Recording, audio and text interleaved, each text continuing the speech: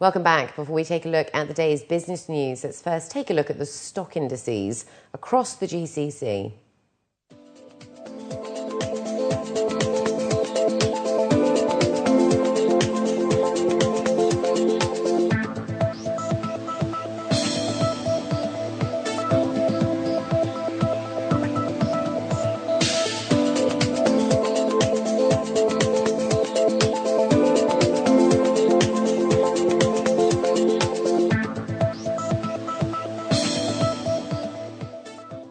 And in our top business story, telecom operator Du released its financial results for the second quarter of the year today and announced a return of 1 billion dirhams to shareholders this last quarter.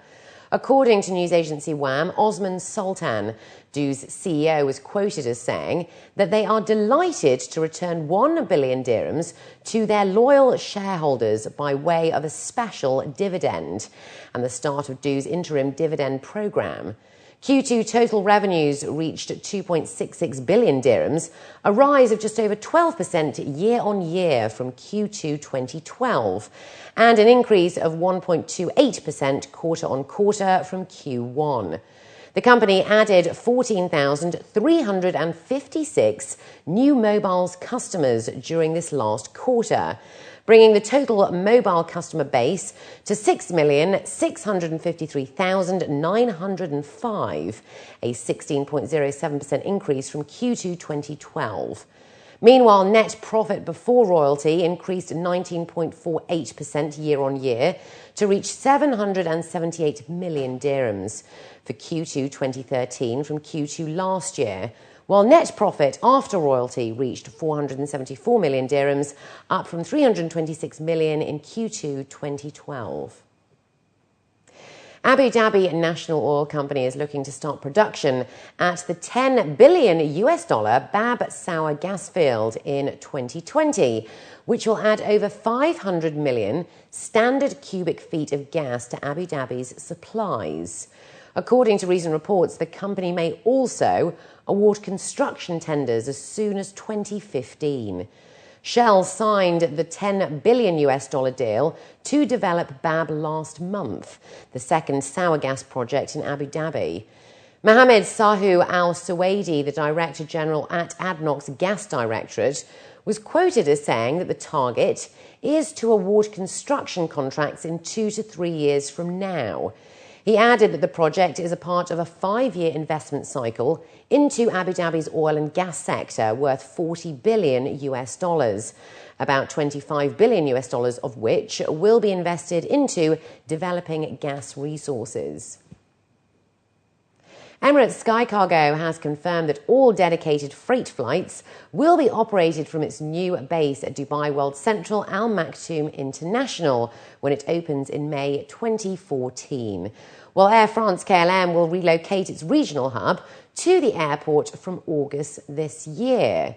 The introduction of daily flights by Emirates Sky Cargo and Air France KLM over the next 12 months is expected to contribute to the continuing growth at the airport, according to officials. Additionally, DWC will open for passenger traffic from October 27th this year, when low-cost carriers Wizz Air and Nazair begin flights from the airport. Recent data shows that during the first 6 months of 2013, air movements rose 37% to reach 10,237 in the first half of 2012, while in the second quarter, air movements rose 35.4% to 6,133 from Q2 2012.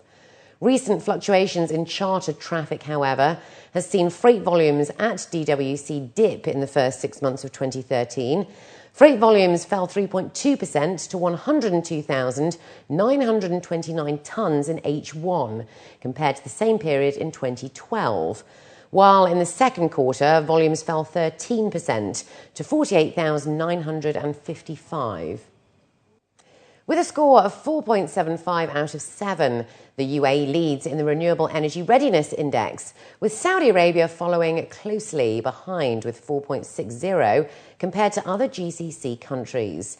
That's according to the Renewable Energy Readiness Assessment Report for GCC between 2011 and 2012.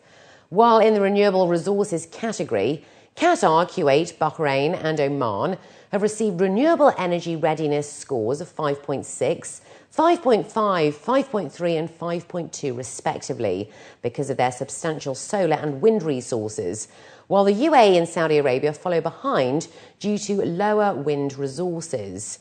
The assessment report calls for clear policy and legal framework in the region in order to ensure sustainable deployment of renewable energy projects. It states that initiatives undertaken so far in the GCC represent a proactive approach to addressing energy security and environmental issues at international, regional and national scales. Dubai's Jumeirah beach residence is expected to see the release of just over 300 new apartments in the fourth quarter of the year, with the opening of Bateen Tower.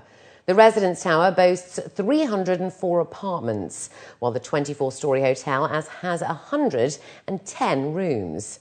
The Twin Tower project has been developed by Alain Properties, and according to a local daily, the Esteco Property Management Report suggests that starting prices are set at $16,146 per square foot, with an entry unit price of just over 2 million dirhams.